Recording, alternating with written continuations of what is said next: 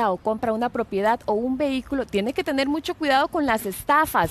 Estamos con la licenciada Paola Chávez, que está acá precisamente para hablarnos de este tema. Ella es notaria pública. Bienvenida.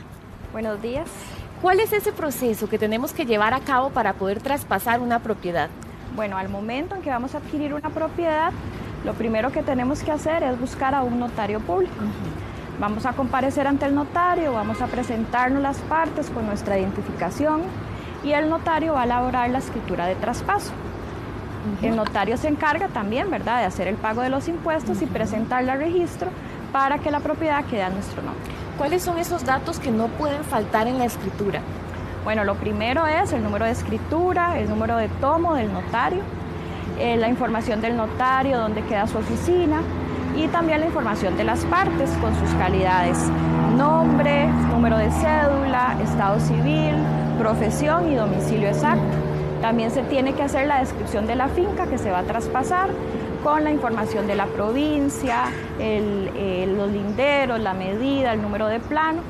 Y todo esto debe contenerlo en la escritura. Uno quiere que sea rapidísimo el trámite, pero ¿cuánto tiempo realmente es el que dura en inscribirse un traspaso? Bueno, el plazo que tiene el registro es de 8 días hábiles para inscribir una escritura. Sin embargo, existen ocasiones en las cuales el documento tiene algún defecto, lo cual le va a ser señalado al notario por medio de una comunicación que le envía el registro, la cual debe subsanarse o arreglarse mediante una razón notarial. Esto puede atrasar un poquito el trámite. Aquí lo recomendado es que el notario, en caso de que se le señale algún defecto, se lo comunique a su cliente para que el cliente tenga entendido que se va a atrasar un poco el trámite. Bueno, les recordamos a todos que estamos en el Facebook Live para que realicen sus preguntas. Y bueno, uno se pregunta también, Lic, ¿dónde puede uno revisar que todo esté bien, que realmente se inscribió? Porque a veces se pierde el notario. Ajá, bueno, eso es muy importante. En el momento en que nosotros como notarios enviamos una escritura al registro, se nos da unas citas de presentación. Estas citas de presentación, uno puede acceder a la página del registro y con las mismas puede seguir el proceso de la escritura. Uno puede ver a qué hora fue otorgada la escritura, en qué momento el notario la escribió, cuándo la presentó, si se encuentra en trámite, si ha sido asignada y si ya quedó inscrita. ¿Cómo sabe uno que el notario hizo bien las cosas? Bueno, principalmente diría yo que el documento realmente quede inscrito.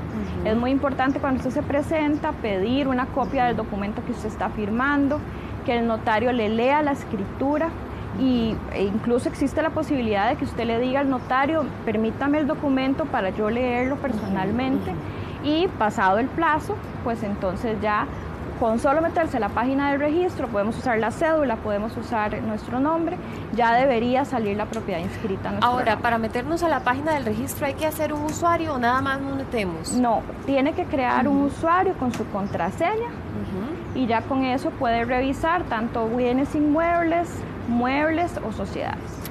A veces pasan trampas en la vida real. Por ejemplo, que un hermano le diga al papá: vea, fírmeme este documento aquí. Y de pronto todo está a nombre solamente de uno de los hermanos. ¿Qué se puede hacer ante esta situación? Bueno, lo primero es decirles que tenemos que tener malicia. Por más que conozcamos al notario, por más que sea un familiar, es muy importante leer los documentos que estamos firmando. No podemos confiar y nada más: papá, venga, firme acá. No, usted tiene que leerlo. Si no conoce mucho de la materia, hacerle la consulta a alguien en quien usted confíe antes de firmar, porque usted no sabe si está firmando un poder especial o está firmando incluso el traspaso de su propiedad. Yenori nos está preguntando: ¿cuál es el precio de un traspaso? Bueno, eso va a depender del valor fiscal de la propiedad o del valor de venta, el que sea más alto. ¿Pero cómo se realiza el cálculo aproximadamente, Lic? Bueno, haciendo más o menos como un 5%, 6%. No, muy bien. Ahora, ¿cuáles son las razones que puede llevar a una persona a ser víctima de un fraude? Bueno, primero, como hablábamos, la confianza. A veces, culturalmente, el tico es muy confiado, firma documentos sin leerlos. También tenemos que tener cuidado con nuestros artículos personales, nuestra cédula. Somos muy confiados, mandamos la cédula por mensaje a un montón de personas y no sabemos si alguien la va a utilizar. También obviamente existe la suplantación de identidad, el uso de documento falso, el uso de escrituras falsas, y también pasan casos en los cuales a los notarios se les roban las boletas de seguridad o papeles de seguridad y son utilizados para inscribir. ¿Con qué información deberíamos de ser más celosos y resguardarla? Porque es la información con la que se hacen fraudes a nuestro nombre. Bueno, pensaría yo que con nuestra identificación, esa es la más importante, tener cuidado a quién le compartimos. Incluso suena feo, pero en las mismas familias se dan los casos de que se traspasan propiedades, entonces es muy importante resguardar esos documentos. ¿Qué hace una persona que ve que una propiedad que es suya de pronto está a nombre de quién sabe quién, de otra persona? ¿Qué hace una persona en ese caso? Bueno, lo principal es inmediatamente buscar el consejo de un abogado o de un notario para que se pueda rastrear qué es lo que sucedió con la propiedad. El registro público es bastante amigable y se puede realmente trazar el movimiento de una finca, incluso se puede comprar la escritura para saber quién hizo ese traspaso, ante qué notario, en qué fecha, quién compareció. Muy bien, don Walter de Jesús nos está preguntando que cuánto tiempo dura en constituirse una sociedad y cuál es el precio. Ok, el precio de una sociedad anónima anda alrededor de 293,000 colones, si no me equivoco, y dura aproximadamente 2 días en quedar inscrito. Don Kete nos está preguntando cuánto tiempo dura para que se vea reflejado el traspaso de un carro. Ok, y igual que hablábamos en los bienes inmuebles, el periodo de calificación son 7 días hábiles, 8 días hábiles. Sin embargo, hay veces que sale bastante rápido, entonces eso va a depender de que la escritura no lleve ningún defecto. Ve qué curiosa esta pregunta de Giselle, porque ella nos cuenta que tiene pendiente hacer una escritura, porque el notario siempre le pone peros, dice que hay un proceso administrativo. Y ella no entendió de qué se trata eso. Ok, bueno, en este caso, a la hora de buscar un notario, creo que sí, para evitar problemas a futuro, es muy importante hacer todo una investigación previa. Usted puede llamar al notario, pedirle su nombre, su número de carnet, el número de cédula, puede consultar en la página del Colegio de Abogados, así como en la página de la Dirección Nacional de Notariado, que el notario se encuentre activo, que tenga su póliza vigente, que no haya sido suspendido. Y también creo que es una cuestión de confianza. Habemos muchos notarios en el país, entonces es muy importante que cuando usted vaya a seleccionar a uno, sea una persona que le genere confianza, que si usted le escribe y le hace una pregunta, realmente se la conteste, porque pasan muchos casos como la señora explica, llaman al notario, no le contestan, le mandan mensajes, los dejan en visto. Sí, entonces es muy importante la elección del notario para que finalmente el trámite quede inscrito correctamente. Ahora, Alejandra nos está preguntando porque ella le hizo un beneficio a un hijo y tiene 2 años esperando porque siempre le ponen un pero. Un beneficio, me imagino que será como una donación o algo así. Me imagino que lo puso en patrimonio familiar. Ok, bueno, ningún trámite le puede durar a usted años, es más, ni siquiera meses. Como hablamos de los plazos, realmente un trámite no debería durarle más de un mes, pensaría yo. Hay escrituras complejas que tal vez por su complejidad van y vienen entre razones notariales, sin embargo no debería durarle años. Ahí sería que consultara con el notario y si no, pues hiciera las denuncias respectivas. O se busque otro.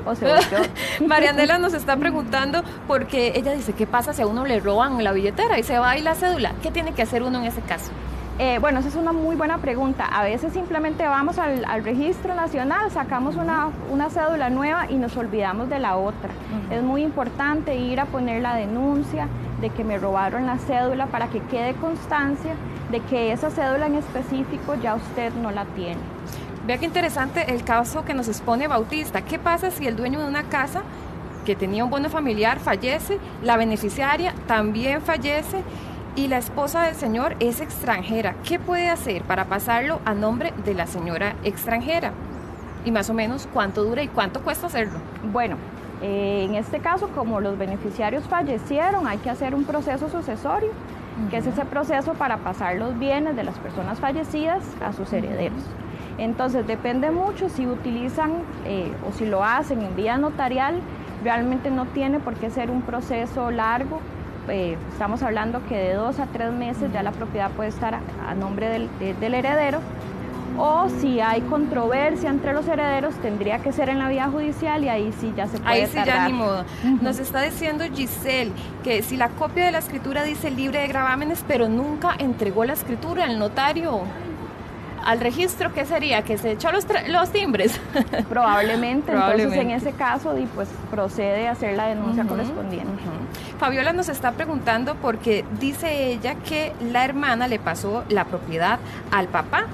Y dice que el papá no la deja verlo, la propiedad.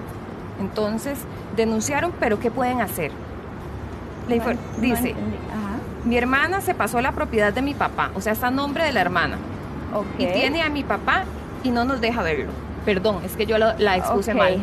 Bueno, en este caso, ellos pueden acudir al juzgado de familia, ¿verdad? Porque ellos tienen derecho si es un adulto mayor, ¿verdad? Y ellos sienten que de alguna manera se le están violentando los derechos al señor, pues tendrían que acudir a esta vía y que sea un juez el que...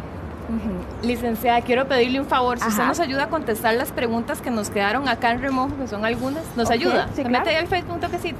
Está Muchas bien. gracias, Con muchísimo muy gusto. amable. Hasta luego.